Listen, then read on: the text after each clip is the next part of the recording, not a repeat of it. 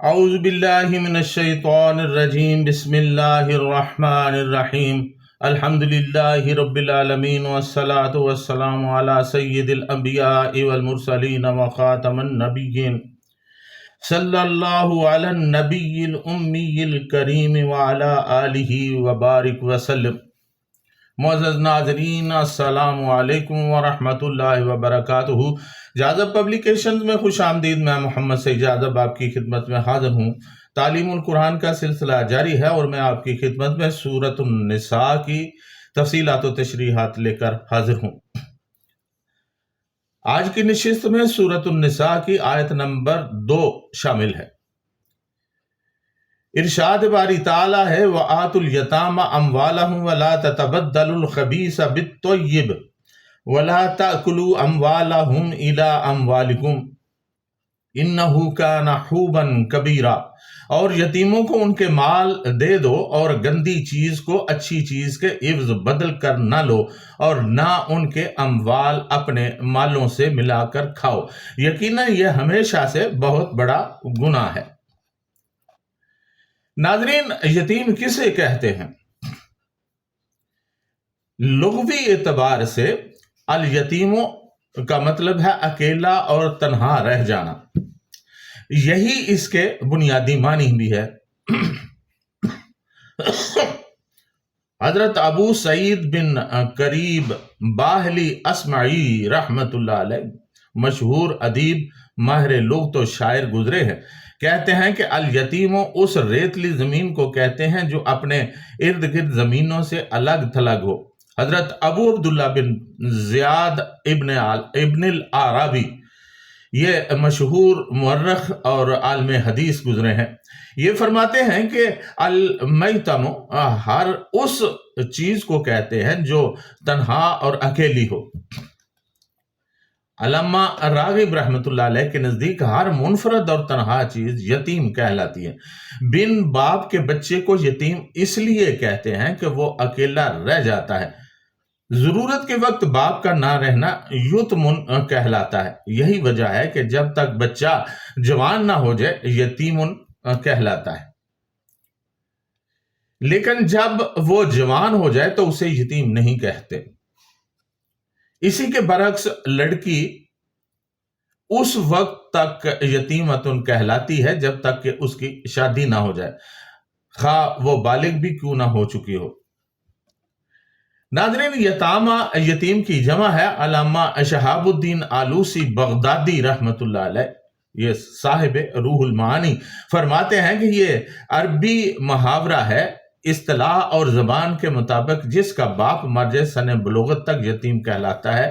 جب لڑکا یا لڑکی بالغ ہو جائیں تو وہ یتیم کی فہرست سے نکل جاتے ہیں۔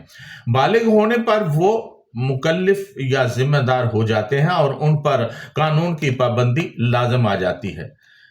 حدیث مبارکہ میں ہے کہ لا یتم بعد احتلام، احتلام وارد ہونے کے بعد یتیمی وارد نہیں رہتی۔ پھر یہ بھی فرمایا لا یتم بعد بلوغ، بالغ ہونے پر یتیمی زائل ہو جاتی ہے۔ بہرحال یتیم وہ ہے جس کا باپ اس کی کم سنی میں فوت ہو جائے۔ البتہ جو شخص بالغ ہو جائے وہ بلوغت کے ابتدائی زمانے میں بھی یتیم ہی کہلاتا ہے۔ حضرت مفتی احمد یار خان نعیمی، یہ مشہور سنی مفسر، مفتی اور نعت گو شاعر تھے، فرماتے ہیں کہ بچہ یا بچی اس وقت تک یتیم رہتے ہیں جب تک وہ بالغ نہ ہو جائیں۔ بالغ ہو کر بچہ یا بچی یتیم نہیں رہتے۔ انسان کا وہ بچہ یتیم ہے جس کا باپ فوت ہو گیا ہو، جانور کا وہ بچہ یتیم ہے جس کی ماں فوت ہو جائے، موتی وہ یتیم ہے جو سیپ کے اندر اکیلا ہو، اسی لیے اسے در یتیم کہتے ہیں۔ سورۃ نساء آیت نمبر 6 میں ارشاد باری تعالیٰ ہے فَإِنْ آنَسْتُمْ رُشْدًا فَادْفَعُوا إِلَيْهِمْ أَمْوَالَهُمْ، پھر اگر دیکھو ان یتیموں میں ہوشیاری تو ان کے اموال ان کے حوالے کر دو۔ नाज़रीन, इसके तहत हजरत मुफ्ती मोहम्मद शफी उस्मानी, ये देवबंदी आलिम हैं, ये फरमाते हैं कि हुक्म कुरान ये है कि बालिग होने के बाद यतीम बच्चों में होशियारी महसूस की जाए तो उस वक्त उनके अमवाल वापस कर दिए जाएं। इस होशियारी की मियाद क्या है? कुरान मजीद में इस आखिरी मियाद की कोई सराहत नहीं फरमाई गई, इसलिए बाज फुकहा इस तरफ गए हैं कि जब तक पूरी होशियारी महसूस न की जाए उनके अमवाल उनके हवाले न किए जाएं, बल्कि बदस्तूर साबक वली की हिफाजत व अमानत में रहेंगे, खा सारी उम्र ही इसी हालत में गुजर जाए। और इमाम अबू हनीफा रहमतुल्लाह अलैह की तहकीक यह है कि इस जगह अदम होशियारी से वो मुराद है जो बचपन के असर से हो, और बालग होने के बाद 10 साल तक बचपन का असर ख़त्म होता है, इसलिए 15 साल सन्ने बलोगत और 10 साल रुश्दो होशियारी, कुल 25 साल की उम्र हो जाने पर वो रुश्दो होशियारी हासिल हो गई, जिसके हासिल होने में बचपन और कम उम्री हायल थी।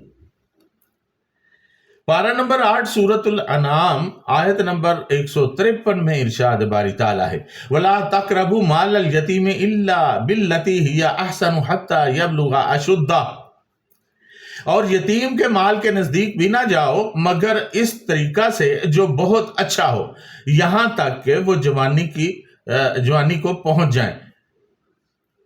नाज़रीन, इस आयत के तहत हजरत पीर करम शाह साहब रहमतुल्लाह अलैह फरमाते हैं कि जब वो यतीम साहिब अक्लो फहम हो जाएं तो उनके अमवाल उनके हवाला कर दो। यहाँ अशुद्धा से मुराद सिर्फ बलोग ही नहीं बल्कि बलोग और माल को सही इस्तेमाल करने की सूझबूझ दोनों मुराद हैं। अल्लामा कर्तबी रहमतुल्लाह अलैह फरमाते हैं, फलाउ मकन्नल यतीमा मिन मालहु कबला हुसूल मारफते व बादा हुसूल कुव्वते ला ज़हबहु फी शहवात व बकिया सालूका ला माल लहू। अगर बालिग होते ही उसका माल उसके हवाला कर दिया तो वो अपनी नासमझी और नातजर्बाकारी की वजह से उसको बर्बाद कर देगा। और हजरत इमाम अबू हनीफा रहमतुल्लाह अलैह के नजदीक इसकी हद 25 साल है। अल्लामा सनाउल्लाह पानीपती रहमतुल्लाह अलैह फरमाते हैं कि असल लुग़्त के एतबार से तो यतीम का इत्तलाक बालिग पर भी होता है, बस इस जगह बालिग पर इस लफ्ज का इत्तलाक मफहूम लग़वी के एतबार से है या इत्तलाक मजाजी है। चूंकि बालिग होने के बाद इनकी यतीमी का दौर करीब ही गुजरा है, इतना करीब के कलील मुद्दत भी नहीं गुजरी, इसलिए लफ्ज यतामा का इतलाक उन पर कर दिया गया है। इस सूरत में आयत में इस अमर की तरगीब होगी कि बालिग होने के बाद जहां तक मुमकिन हो जल्द से जल्द यतीमों का माल उनके हवाले कर दो। नाज़रीन, इस आयत का शान नुज़ूल क्या है? व आतुल यतामा अमवालहुम ला ततबद्दलुल खबीस बित्तय्यिब व ला ताकुलू अमवालहुम इला अमवालिकुम, और यतीमों को उनके माल दे दो और पाक और हलाल चीज के बदले नापाक और हराम चीज न लो, और अपने मालों के साथ उनके माल मिलाकर न खाओ। अरब में यतीमों के हकूक कई तरह से पामाल हो रहे थे। इन्हीं हकूक की पामाली का इन आयात में जिक्र किया गया है। अल्लामा बैज़ावी रहमतुल्लाह अलैह लिखते हैं कि एक शख्स की निगरानी में उसके यतीम भतीजे का बहुत ज्यादा माल था। जब वो यतीम बच्चा बालिग हुआ और उसने अपना माल तलब किया, चचा ने देने से इनकार कर दिया। इस पर यह आया करीमा नाजिल हुई, जिसे सुनकर उसके हवाले कर दिया और कहा कि हम अल्लाह ताला और उसके रसूल सल्लल्लाहु अलैहि वसल्लम की अताअत करते हैं। नाज़रीन, मुआशरती बातों में सबसे पहले अल्लाह ताला ने यतीमों के हकूक की तरफ तवज्जो दिलाई है। यतीम की परवरिश करना बहुत बड़ी नेकी है। یتیم کے ساتھ حسن سلوک کرنے اور اس کے سر پر ہاتھ پھیرنے کی حدیث شریف میں بڑی فضیلت بیان کی گئی ہے۔ چنانچہ حسن اخلاق کے پیکر، نبیوں کے تاجور، آقائے دو عالم صلی اللہ علیہ وسلم کے فرمان روح پرور ہے کہ مسلمانوں کے گھروں میں بہترین گھر وہ ہے جس میں یتیم کے ساتھ اچھا سلوک کیا جاتا ہو، اور مسلمانوں کے گھروں میں بدترین گھر وہ ہے جس میں یتیم کے ساتھ برا سلوک کیا جاتا ہو۔ چنانچہ پارہ نمبر 30 سورہ والضحیٰ آیت نمبر 9 میں ارشاد باری تعالیٰ ہے، فَأَمَّا الْيَتِيمَ فَلَا تَقْهَرْ، پس کسی یتیم پر سختی نہ کرو۔ اور پارہ نمبر 2 سورۃ البقرہ آیت نمبر 220 میں گزر چکا ہے کہ وَيَسْأَلُونَكَ عَنِ الْيَتَامَى قُلْ إِصْلَاحٌ لَهُمْ خَيْرٌ، اور وہ آپ صلی اللہ علیہ وسلم سے یتیموں کے بارے میں سوال کرتے ہیں، آپ صلی اللہ علیہ وسلم ان سے کہہ دیجئے کہ ان کی خیر خواہی ہی بہتر ہے۔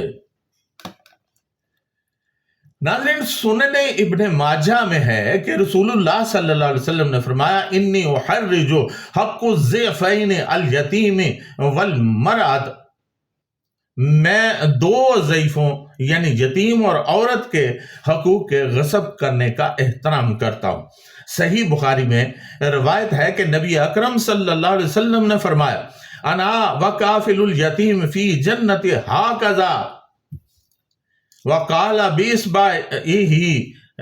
بإصبعہ السبابۃ والوسطی، میں اور یتیم کی کفالت کرنے والا جنت میں اس طرح ہوں گے۔ پھر آپ صلی اللہ علیہ وسلم نے اپنی شہادت کی انگلی اس کے ساتھ والی انگلی سے اشارہ فرمایا، یوں۔ دوسری روایت کے مطابق کچھ اس طرح ہے، انا وکافل الیتیم فی الجنت ہاکذا اشارہ بالسبابۃ والوسطی وفرج بینہا شیئا، میں اور اپنے یا پرائے یتیم کی کفالت کرنے والا آدمی جنت میں اس طرح قریب قریب ہوں گے، اور آپ صلی اللہ علیہ وسلم نے اپنی انگشت شہادت اور بیچ والی انگلی سے اشارہ کر کے بتلایا، اور ان کے درمیان تھوڑی سی کشادگی رکھی۔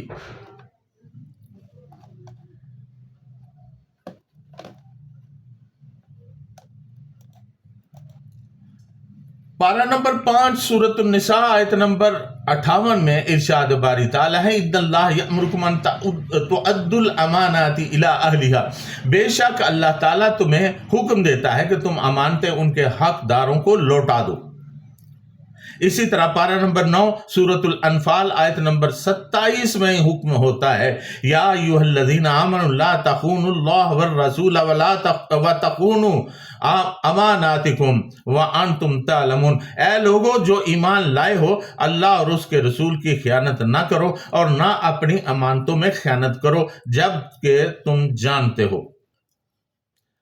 ناظرین، عرب میں یہ رواج تھا کہ جو چیزیں بطور امانت سب سرپرست کے پاس ہوتی انہیں واپس کرتے وقت وہ کوشش کرتا کہ اچھی چیز کے بدلے پرانی اور گھٹیا چیز دے کر خانہ پوری کر دے۔ دوسری صورت یہ تھی کہ کھانے پینے کی اشیاء کو ملا جلا لیا، جس میں یتیم کو کسر لگانے اور اپنا فائدہ ملحوظ رکھنے کی کوشش کی جاتی تھی۔ ان دونوں باتوں سے منع کرتے ہوئے ایک اصول کی بات بتا دی کہ جس طریقے سے بھی تم یتیم کا مال کھاؤ، بہرحال یہ بہت بڑا گناہ ہے۔ چنانچہ آیت مذکورہ میں اللہ تعالیٰ نے حکم دیا، وَلَا تَتَبَدَّلُوا الْخَبِيثَ بِالطَّيِّبِ وَلَا تَأْكُلُوا أَمْوَالَهُمْ إِلَىٰ أَمْوَالِكُمْ، اور پاک اور حلال چیز کے بدلے ناپاک اور حرام چیز نہ لو اور اپنے مالوں کے ساتھ ان کے مال ملا کر نہ کھاؤ۔ مفتی احمد یار خان نعیمی رحمۃ اللہ علیہ فرماتے ہیں کہ یتیم کا مال اپنے مال کے ساتھ ملا کر کھانا متعدد صورتوں میں حرام ہے، اسی طرح علیحدہ طور پر کھانا بھی حرام ہے، یعنی یتیموں کا مال کسی صورت بھی کھانا جائز نہیں۔ حضرت مولانا صوفی عبدالحمید سواتی رحمۃ اللہ علیہ فرماتے ہیں کہ یہاں پر خبیث و طیب سے مراد حلال و حرام ہے۔ یتیم کا مال تمہارے حق میں خبیث ہے، اسے اپنے پاک مال کے ساتھ مت تبدیل کرو۔ یتیم کا مال اپنے مال کے ساتھ ملا کر کھانے کی کوشش کرو گے تو تمہارے پاک مال میں خباثت کی ملاوٹ ہو جائے گی، ایسا نہ کرو۔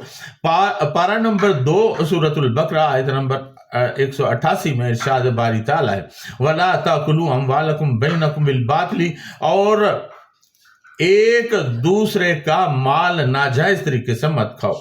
رسول اللہ صلی اللہ علیہ وسلم نے فرمایا، لا يحل لامرئ مسلم ان یاکل مال اخیہ الا بطیب نفسہ، کسی مسلمان کے لیے حلال نہیں کہ وہ کسی دوسرے مسلمان کا مال ناجائز طریقے سے کھائے سوائے خوشی اور رضا کے، غرض کہ تمہارے مال حق میں یتیم کا مال حرام ہے، اسے پاک مال کے ساتھ ملا کر غصب شدہ مال، چوری اور دھوکہ وغیرہ سے حاصل کردہ مال حرام ہے۔ ناظرین، یتیموں کا مال ایک احساس، ایک امانت ہے جس کے خرچ کرنے میں احتیاط لازم ہے۔ اس مال کو اس کی اصلاح، پرورش اور تعلیم و تربیت کے لیے خرچ کیا جا سکتا ہے، یہاں تک کہ وہ یتیم بچہ جب بالغ اور جوان ہو جائے یہ مال کوئی ولی یعنی گارڈین اپنے استعمال میں نہیں لا سکتا۔ البتہ پارہ نمبر 2 سورۃ البقرہ آیت نمبر 220 میں یہ صراحت ملتی ہے کہ اگر ان کو فائدہ ہو تو نیک نیتی کے ساتھ یتیموں کا مال اپنے مال کے ساتھ ملا کر بھی استعمال کیا جا سکتا ہے۔ وَإِن تُخَالِطُوهُمْ فَإِخْوَانُكُمْ، اور اگر تم ان کو اپنے مال کے ساتھ ملا لو تو وہ تمہارے بھائی ہیں، یعنی اکٹھے کھانا پک سکتا ہے، کاروبار میں لگایا جا سکتا ہے۔ اس ضمن میں یتیموں کو اپنا بھائی تصور کرنا اور جن شرائط کے تحت سگے بھائی کا مال استعمال ہو سکتا ہے، اسی احتیاط اور اخلاص کے ساتھ ان کا مال خرچ کرنا چاہیے۔ یہ ایک بڑی رعایت ہے جس کے نتیجے میں ولی یعنی گارڈین یتیموں کا علیحدہ رکھنے اور ان کے مال اور اخراجات کا سختی سے علیحدہ حساب کتاب وغیرہ رکھنے سے بچ سکتا ہے۔ اِنَّهُ كَانَ حُوبًا كَبِيرًا، بے شک یہ بہت بڑا گناہ ہے۔ لفظ حوب اور حوب دونوں گناہ کے معنی میں آتے ہیں اور یہ الفاظ ظلم کا معنی بھی دیتے ہیں۔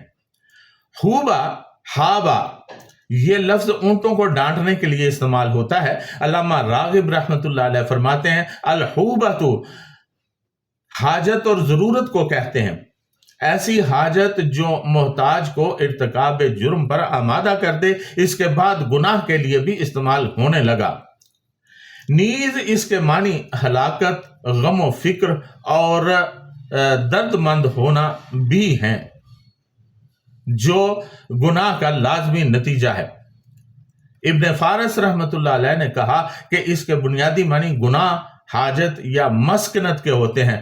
قرآن کریم میں یتیم کا مال کھا جانے کو خوباً کبیراً کہا گیا ہے، یعنی بڑی عظیم حق تلفی۔ چنانچہ خوبا کے معنی گناہ، وحشت، تباہی و بربادی، آفت اور بیماری بھی ہیں۔ ناظرین، خلاصہ یہ ہے کہ یتیموں کے مال کو بدنیتی سے کھانا بہت بڑا گناہ ہے، تمہارے لیے یہ خبیث مال ہے اور قطعی حرام ہے۔ ناظرین، دعا ہے کہ اللہ تعالی ہمیں ان برے خبیث اعمال سے بچائے۔ اگر ہمارا تعلق کسی یتیم کے ساتھ ہے تو اللہ تعالی ہمیں توفیق عطا فرمائے کہ اس کے حق میں انصاف کریں اور اللہ تعالیٰ کے اس بتائے ہوئے اصول و ضوابط کے تحت اس کے ساتھ حسن سلوک کریں۔ ناظرین، قرآن حکیم ہمیں ایسے ہی حکمتوں سے نوازتا ہے دعا ہے کہ اللہ تعالی ہمیں قرآن حکیم کی حکمتوں کو سمجھنے کی توفیق عطا فرمائے۔ وما علینا الا البلاغ المبین۔